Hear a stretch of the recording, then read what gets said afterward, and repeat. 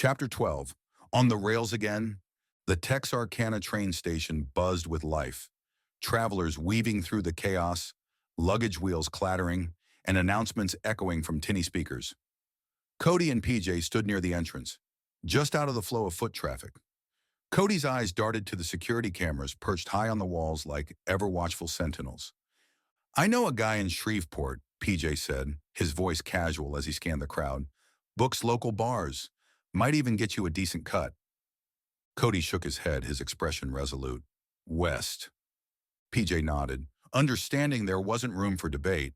His gaze drifted to the ticket booth, where a line snaked toward a lone ticket agent. Above it, a shiny black dome of a camera swiveled slightly.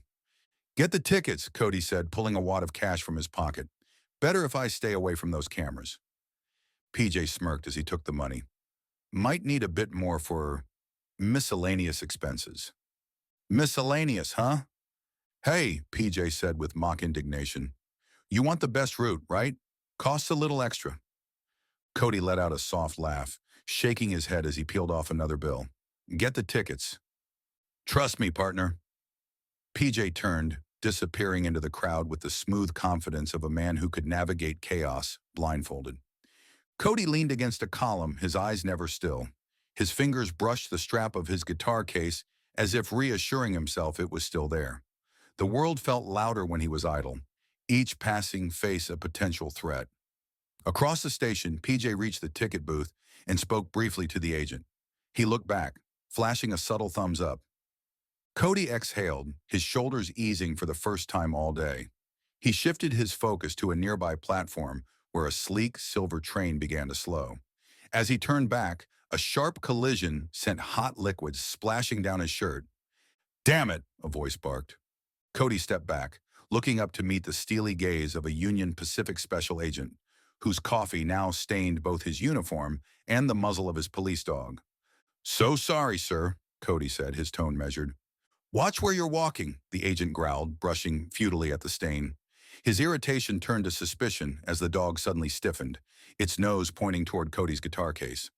"What's in the case?" the agent asked. "My guitar," Cody said. "Anything else?" "No, nothing." Cody's grip on the case tightened. The dog let out a low growl, its tail stiff as it continued to alert. "Mind opening it up?" The agent's voice was calm, but his stance radiated authority. "Sure, sure," Cody said, crouching to place the case on the ground. He released the clasps one by one, the metallic clicks amplified in his ears. His hand hovered over the lid just as the station erupted in chaos. A piercing fire alarm blared, the sound bouncing off the high ceilings. The agent straightened, his focus shifting. "Stay here," he barked, already moving into protocol mode with the dog at his side. Before Cody could fully register what was happening, PJ materialized at his side, gripping his arm. "Let's go," he hissed. Cody didn't argue. He snapped the case shut, stood, and followed PJ through the confusion. People were scattering in every direction, adding to the cover as they made their way to their platform. PJ led the way, weaving through the throng with practiced ease. They boarded the train just as the final boarding call echoed through the station. Sliding into their seats, Cody tugged his hat low over his face and slumped as though he'd been asleep for hours. "Seems like my luck is turning again," he muttered, his voice muffled by the brim of his hat. "That ain't your luck," PJ shot back. "That's your manager saving your ass." He held up his hand, the palm smeared with bright dye from the alarm handle. Cody let out a low laugh.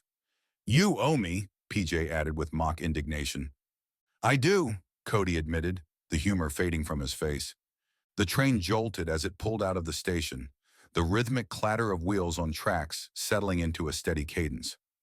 Cody pulled the guitar case onto his lap, popped it open just enough to retrieve a small orange bottle, and swallowed 3 pills in one fluid motion. PJ watched, eyebrows raised. "Was it something I said?" "I need to rest," Cody replied, his voice already heavy with weariness. PJ leaned back in his seat, shaking his head but saying nothing. The landscape outside blurred into shades of green and gold, the train carrying them westward into the unknown.